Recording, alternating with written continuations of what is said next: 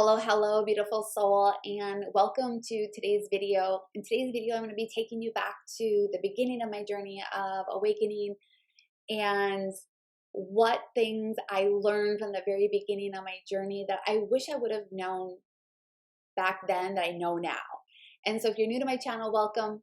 My name is Melissa, and this is the Sacredness Within You. And on my channel, I have created this for you to help you rediscover that sacredness that lies within you, your truth and your power, and help you cultivate and create your heart's desires.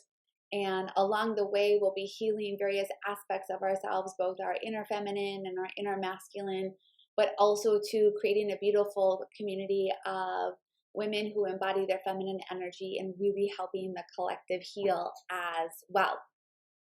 So I am a Reiki master. I am also an intuitive coach and guide. And for those of you that know anything about the human design world, I am a 3/5 emotional projector. And why I share that is because I'm really here to guide others on their path. And I have gone through all these life experiences. My soul wants me to experience as much as I can, so I can learn from it, apply it to my life, and teach you how to do the same.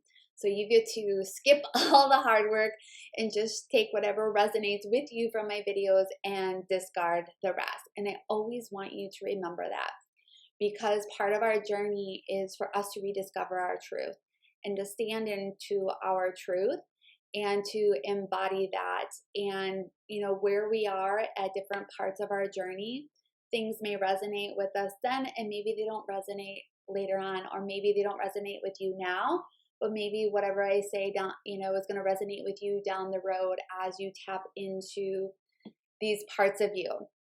And so today I want to take you back to the beginning of my journey, and I want to dive into awareness and inner work. And these two go hand in hand for me, and I want to share with you how I do inner work, what is my process, because I've been finding as I work with more and more people, especially for those of you that are new on the path, or perhaps you've been on the path for a little while and you feel lost and confused and are you don't understand how to dive deeper into things, and this video is going to be for you. And so I want to share with you my journey of awakening. I started awakening 6 years ago.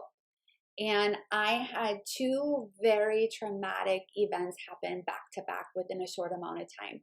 It is what my soul wanted me to experience in order for me to awaken, because it just goes to show how stubborn I was and still am at times, and how strong-willed I am, and how resilient I am in terms of life and what life throws at me and what it is I can overcome.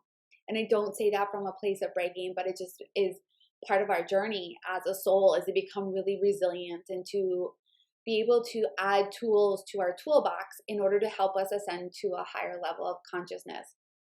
And in the beginning, I actually had no idea that I was awakening, and I actually had no idea that I was on the twin flame journey as well.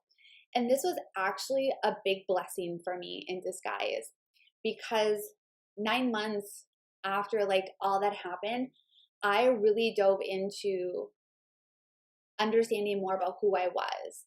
And what I mean by that is I woke up one day and was like, I'm living a lie. I'm not who I say I am.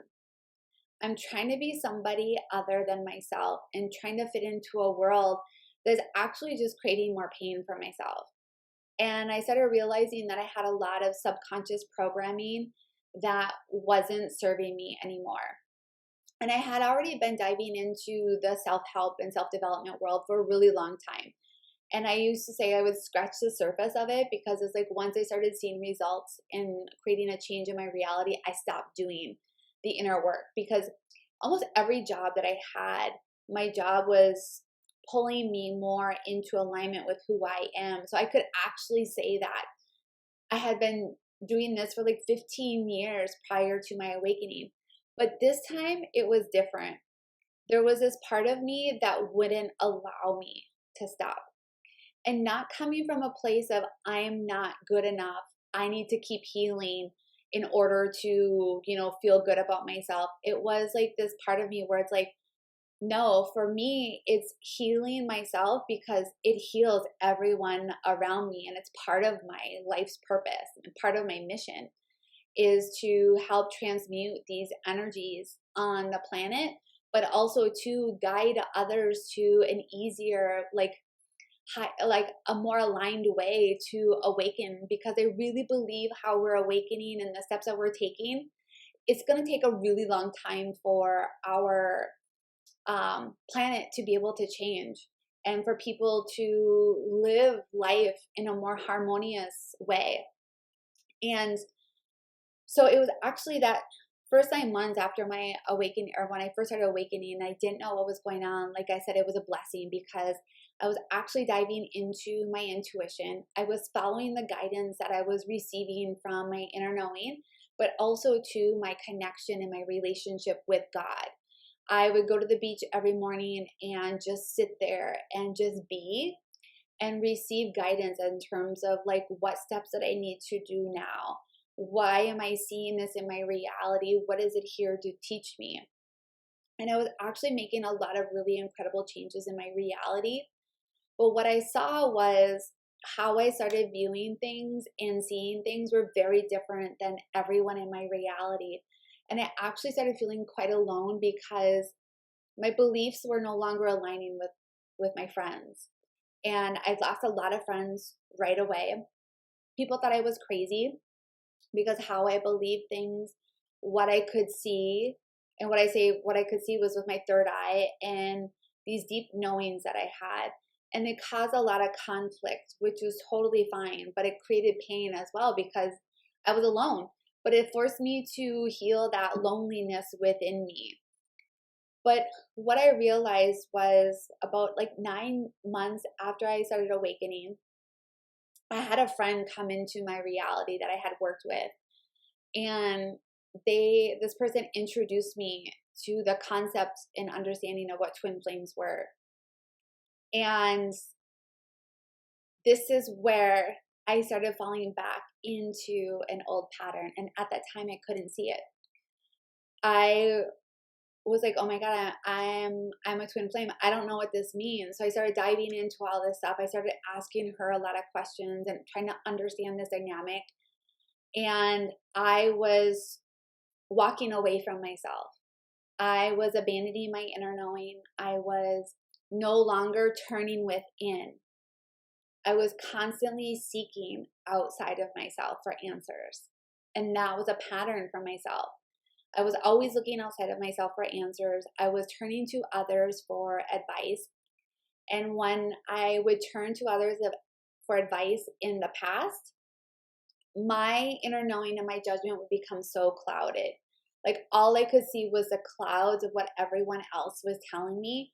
And I couldn't see the ray of light that was trying to shine down onto me and show me the way. And it hindered my growth and my ability to trust my inner knowing. So I had to learn that I needed to stop seeking outside of me and turn within. And that's the part where for me, I want to teach you how to do that and how to recognize that inner knowing, how to do inner work, how to use your 3D reality as your path to move forward. Because the typical pattern of me, and this is what I saw later on down the road, was when I am new at something, so I was just new to the twin flame journey, I was new to discovering that I was awakening, I turned to others that had been on the path longer, who had been claiming themselves as gurus or teachers or whatever, and they had all this experience, all this training, and I would think to myself, who am I? I'm just becoming aware of this. But that's the thing that we have to remember. It's just because you might be just awakening now doesn't mean that you are any less than me. Like you may have wisdom and knowledge within you that I actually need to hear, and vice versa. And we need to be able to open up to that and remembering that a lot of us are really old souls and we have experienced so much in previous lifetimes, or we're here to rediscover that wisdom and just share it with others. And others of you are meant to be able to hear these things and help you navigate your journey by taking with you what resonates with you. And I know in the very beginning of my journey, I had a hard time with that because I would hear, take what resonates with you and discard the rest. And I was like, I don't know what that means, because I had walked away from my inner knowing. So I had to rediscover, like, what does it feel like when something resonates with me? And so for me, I always try to get out of the mind, because the mind's going to try to figure things out. And the mind's going to block us from actually seeing what is our truth. And it disconnects us from our body. So I always take my left hand, because our left hand is our feminine side. And on our palm is an energy center. And I place that right on top of my heart. And I always just like put my feet on the ground and close my eyes. Sometimes I take a couple of big deep breaths to like reground myself and connect to my body. And I would ask myself, like a meditation, to show me what it feels like when something is in alignment for me or my truth, or what does it feel like when something resonates with me. And I asked myself all these questions, and I allowed my body to show me. Or I would ask myself, like, what does it feel like when something is a yes to me? And I have 3 ways for myself that my body showed me that this is a yes. This is my truth. This is what aligns with me. This is going to help me remember and how to move forward in my journey. And I'm not going to share with you what my 3 are, because I want you to discover what is yours. Because oftentimes we think what others experience is what is going to be ours as well, but it may not be. And then when you do discover what yours are, I would love to hear how your body showed you what resonance is. And then I asked my body to show me what it means for something to be a no. Like, what does this mean? Like, this is not my truth. This is not the path that I need to go down. Because it's really important to have that as well. And so once I started utilizing those tools, I could then take what resonates from others and rediscover that truth within me. And that's really why, like, I'm creating this page, is to help you rediscover your truth. And I've learned that we do need that external part to like help us, guide us back to that. But also too, you have to use your discernment and say, like, no, this is not for me. Because I heard this today as a reminder, and I will say this even about my advice, like, not all advice is good advice. And also too, like, you have to, and I'm okay with that. Like, you may not agree with something, but I'm okay with that, because I have done enough healing to where I know my truth, that no matter what somebody is going to say about me, is not going to impact me or change how I feel about myself. And when you get to that point, it's not like you're like rude about it and being like, no, I'm better than you, but it just comes up from a place of a knowing of like, no, I know that's not my truth. Or whatever you're saying about me is no longer going to impact me, because I am confident and I am comfortable with who I am because of the work that I've done. So once I started learning about this journey, I went down that path of moving away from my truth, moving away from my inner knowing. And I wouldn't change anything on my path, because I wouldn't know what I know now. Because now I get to share with the world like what it is that I've learned. And so once I could start recognizing that I was abandoning myself again, I had to start doing the inner work around abandoning myself. And I'm going to get to how I do inner work in a moment, but I want to talk about awareness first, because you have to be aware of what's happening before you can do the inner work. And before my awakening, I was semi-aware of things that were happening in my reality, but I was always blaming it on somebody else.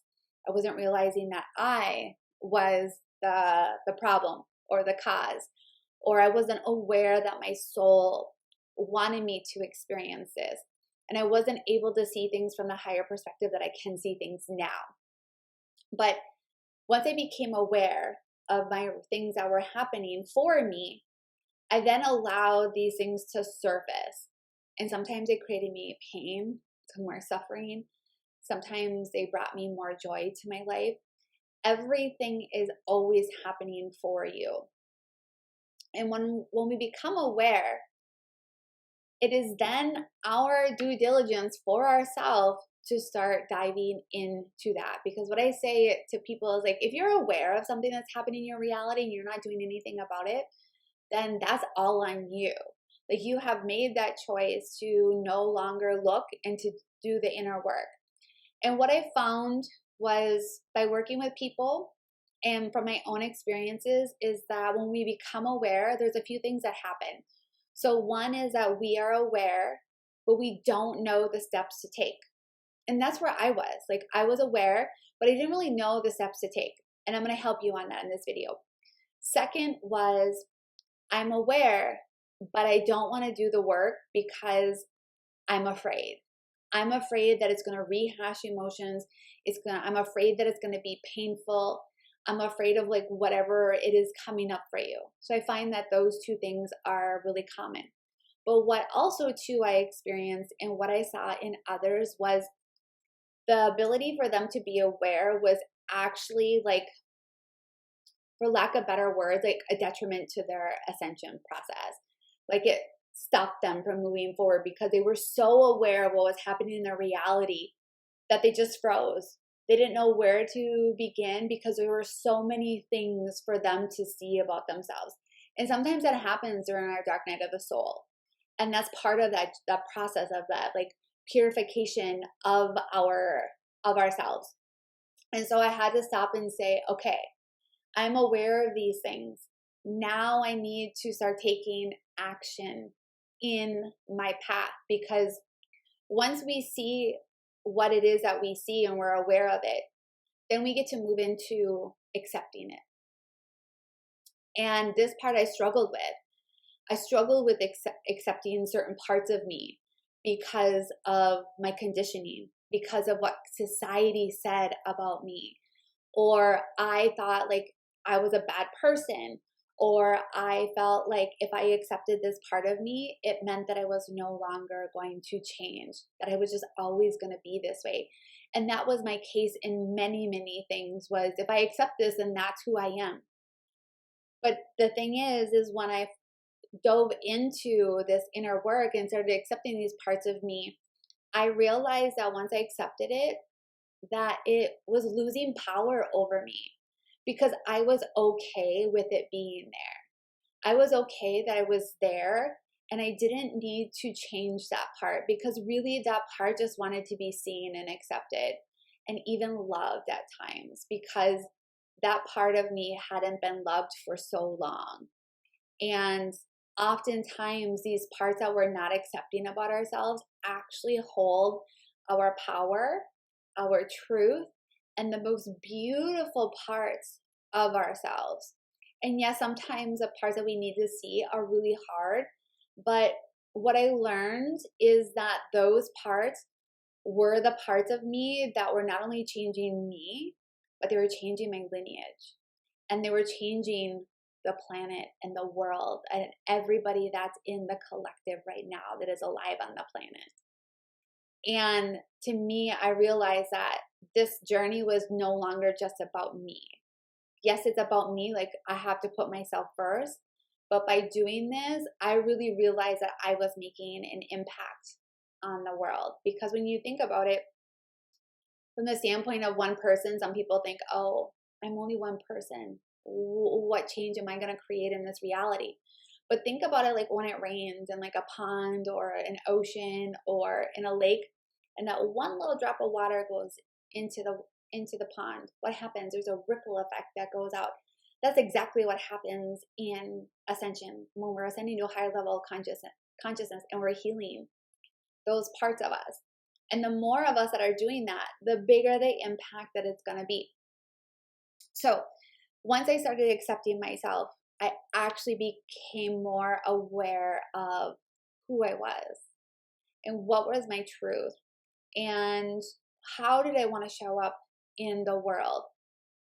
But those parts of me that I thought were bad, they stopped having power over me, and I was actually okay with them being there. But it took the next step, which is healing those parts of you. Like last year at this time, I was actually knee deep into healing the poverty consciousness that was within me, a part of me that I wanted no one, and I mean no one, to know about me. I would do anything to hide this part of me because I didn't want to be labeled as that. Because I believe everyone has codes of poverty consciousness within them until we do the inner work. Some are not as intense as others because of how we grew up and our conditioning, but it literally is like a plague that is like all across the world. And I wanted everyone not to be able to see this part of me because of what I had experienced and what I had believed in terms of poverty consciousness. I felt like if I was somebody that was poor, that I was a bad person. And that people would think of me as being uneducated. They would think of me as not being a hard worker. Like all these things about me because of what society thinks about those that are poor or even embody poverty consciousness. Like to me, they're very different things. Like one influences the other, but you could still have poverty consciousness within you and be rich, but it just shows up in different ways because, poverty consciousness is about not having this fear of not having enough of something. And there are billionaires out there that are worried that they're not going to have enough money, or they're worried about they're not going to have they're going to lose everything as well, so this impacts us in different ways. But I hid that part of me. And I was so afraid that by addressing this part of me that people were going to use it against me. And I had to come clean and open up and talk about this. And this is more about my life's work as well.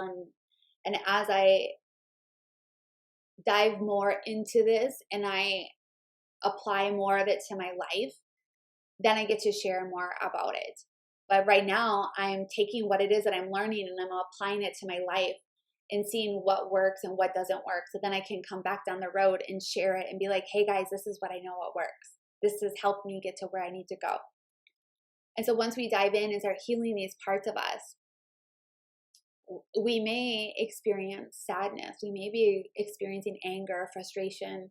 It may feel like we're in this really dark place, but to just honor that part of you because it feels like a part of you may be dying.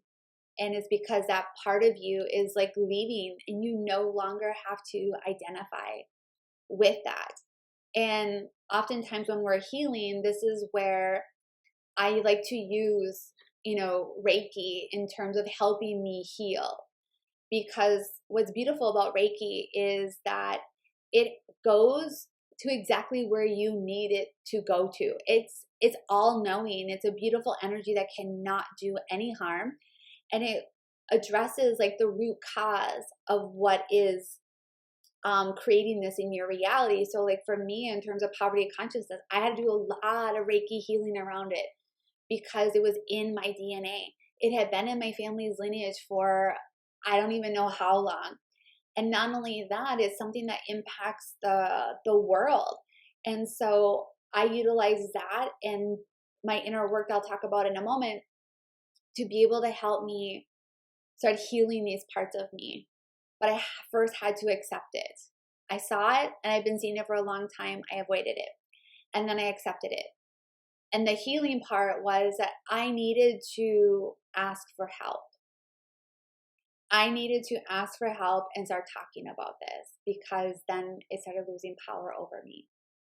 But I accepted this part of me and I was okay with being in the energy of poverty consciousness because when I realized it impacted everyone, I didn't feel alone anymore.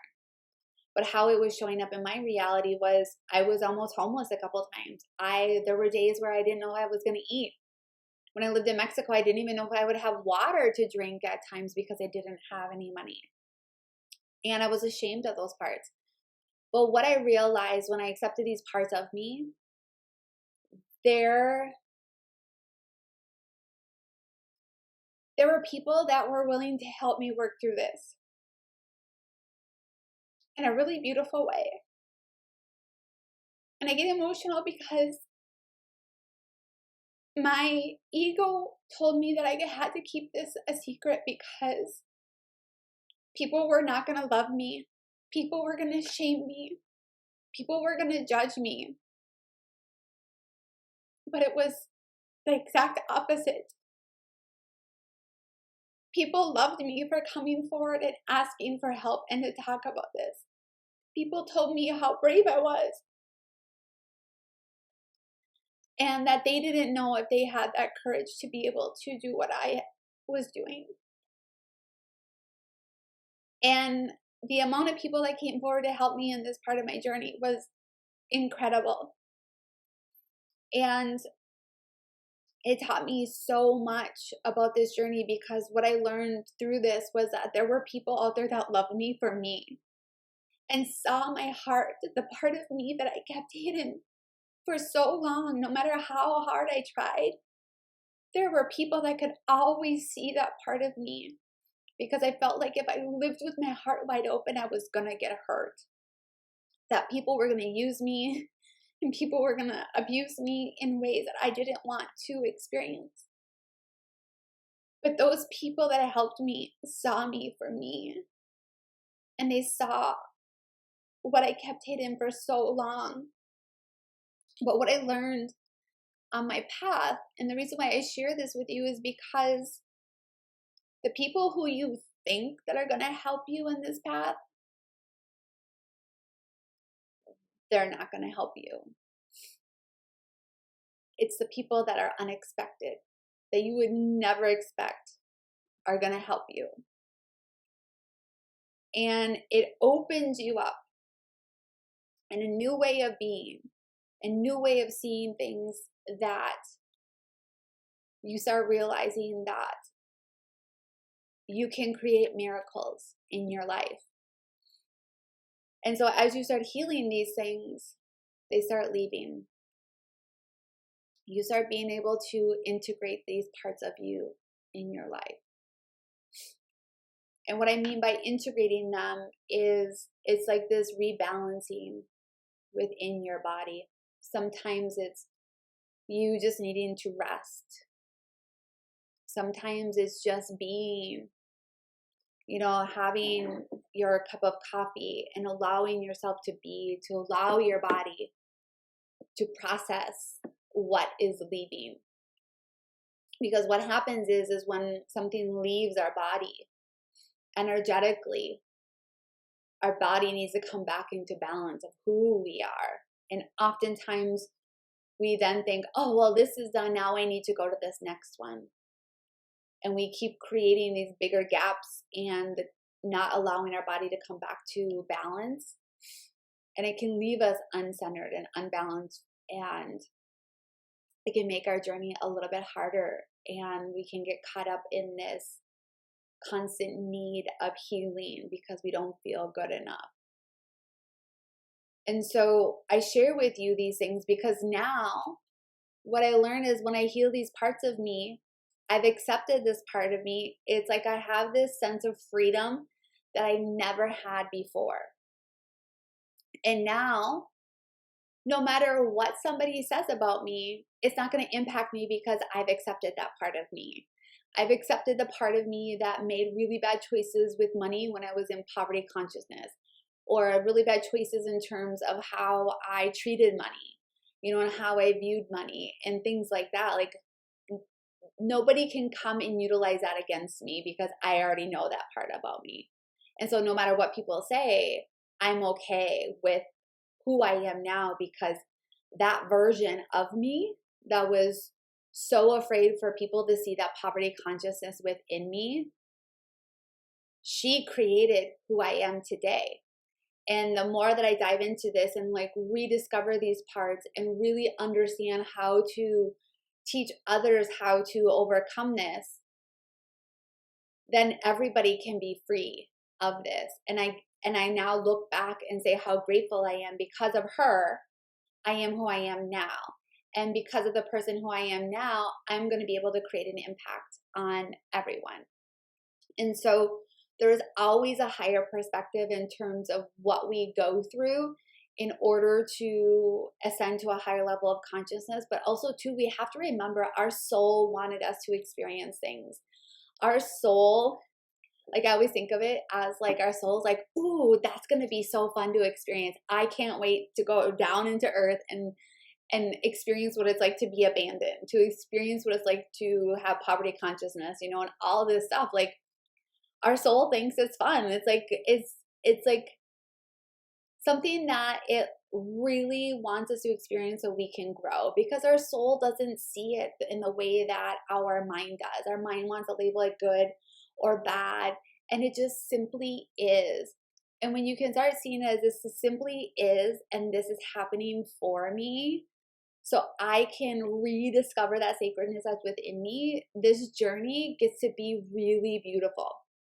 So I want to dive into the inner work part of it, but I want to talk a little bit about awareness, because awareness is super essential. Like I talked about, like once we become aware, we need to take the steps to do the work.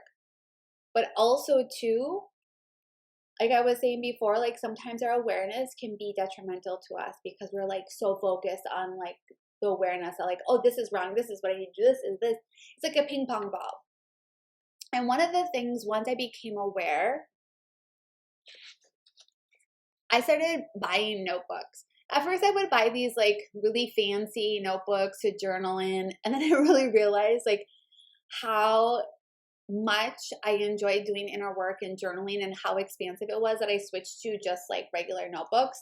And I utilized my journaling to help me really accelerate my healing process, because oftentimes we get caught up in our brain and we think, oh, I could just think this through, because your mind wants to figure it out. And I saw this within me. I saw this within others that I coach and others that I talk to.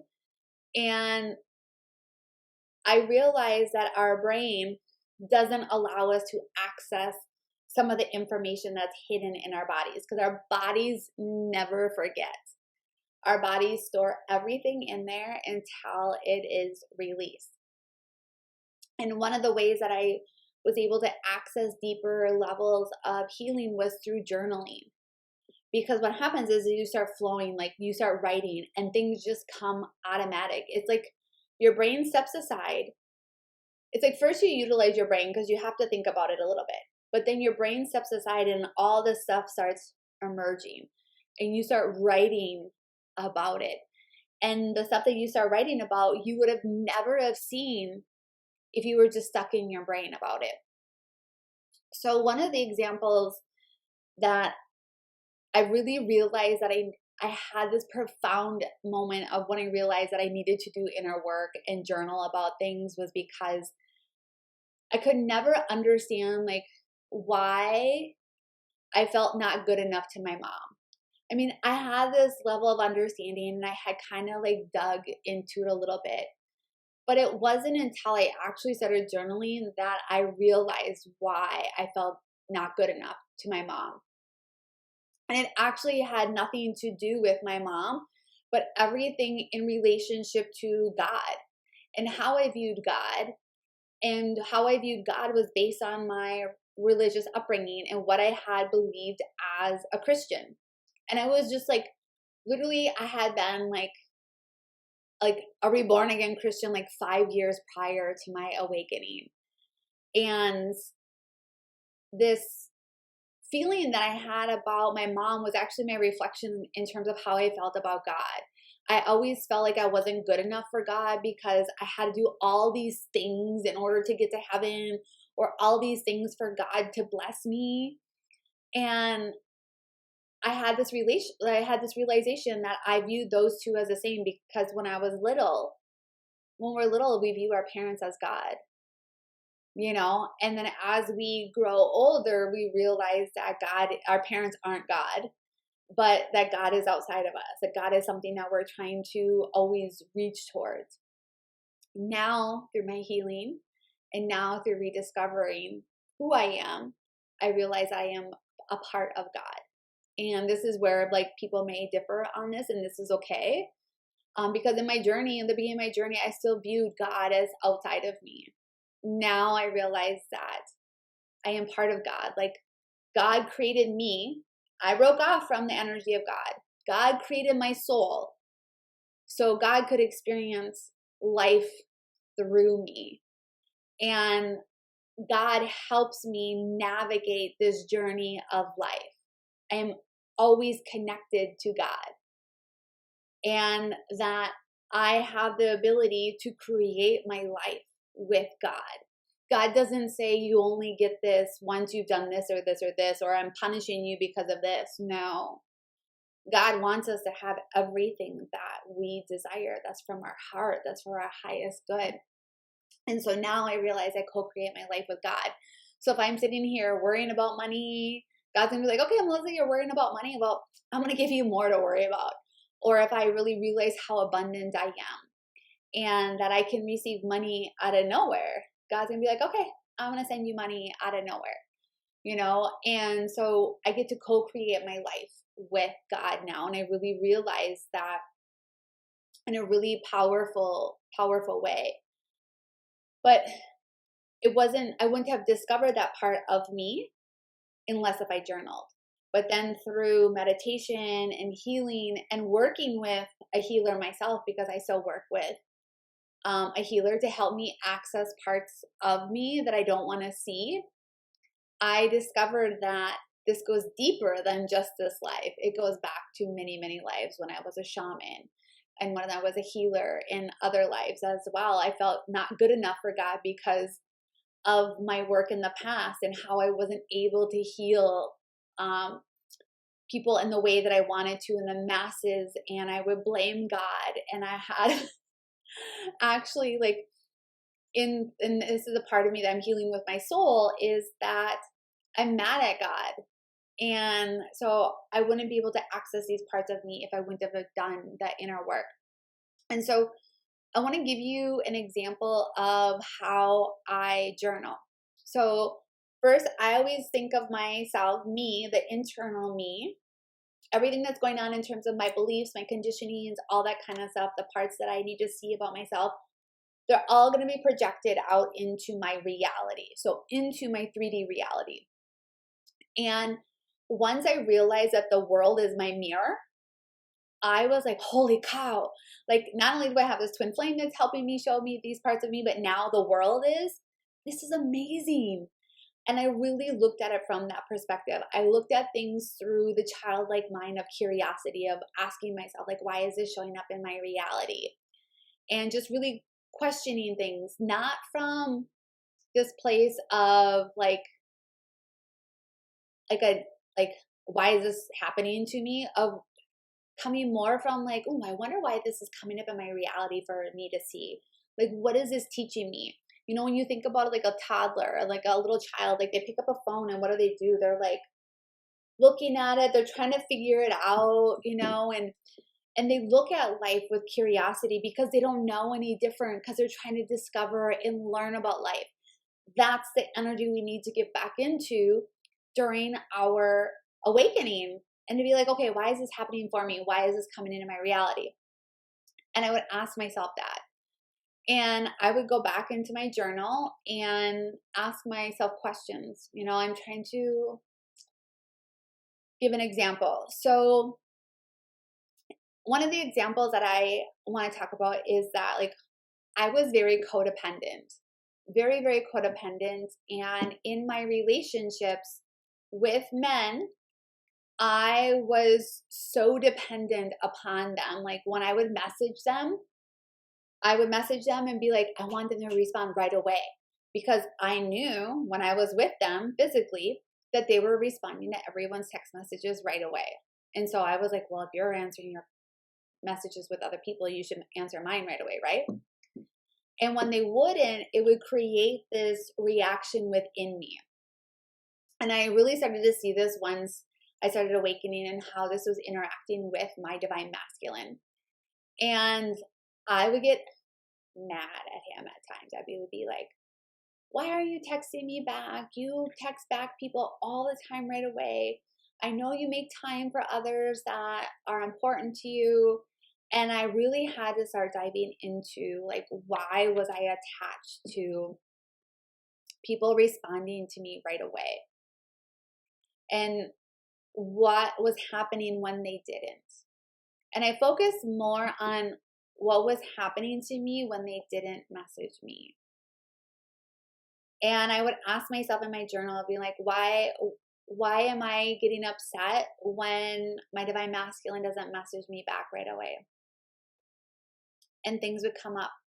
You know, I'm just going to give a couple. So I would be like, I felt unseen. I felt not good enough. I felt like I wasn't important. I felt like he didn't love me. And like, I'm just going to take those 4 things. I mean, the list was really long. But then I would take all those 4 things and I would dive into it and be like, okay, I felt unseen. Why did I feel unseen? And I would write about that. And then I would ask myself, what does it feel like to be seen? And I would write about that. And then depending on too what comes up within those writings, I may ask myself more questions.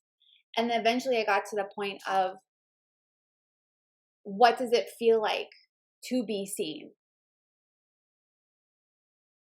And then to say to myself, how can I see myself more? And then I went through the part of like not feeling good enough. What came up for that? Like, why do I not feel good enough? And then I would dive into more questions about that. So I'm unraveling all these things. I'm like reverse engineering things. I'm going backwards and getting to the root cause of it.